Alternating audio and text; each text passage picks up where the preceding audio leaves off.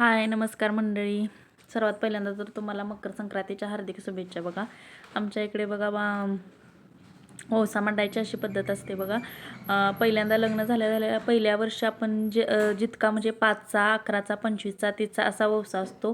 जितका आपण वट्टीत घेतो ना ओवसा, त्याप्रमाणे दरवर्षी आपण ओवसा मांडायचा असतो बघा. तर मी माझ्या काकीचा 5चा ओवसा ओट्यात घेतलेला, त्यामुळे मग दरवर्षी माझा 5चा ओवसा असतो. त्याप्रमाणे सगळं 5-5 म्हणजे पानं 5, सुपारी 5, परत ना वेलदोडे, हळकुंड, परत ना गाजर आणि ऊस असं सगळं प्रकार आहेत ना वंशाचे, ते आपण असं 5-5 असं हे बघा मांडलेले आहेत.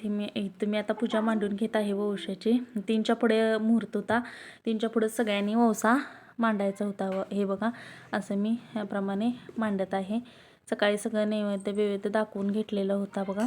आणि मग नंतर 3च्या पुढेच आपल्याला उपवास राहतो सुवासिनीबाईचा. ओवसा मांडस्तोर, ओवसा घेस्तोर काही खायचं नसतं बघा. उपवास होता माझा.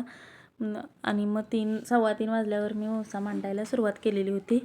अशा प्रकारे ताटात मी सगळं सामान सकाळीच काढून घेतलेलं होतं बघा.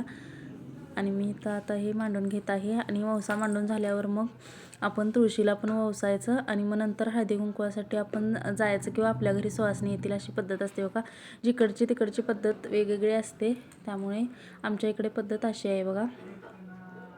हे बघा.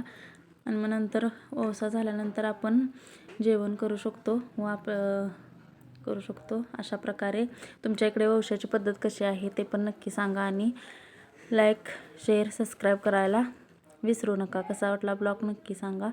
बाय.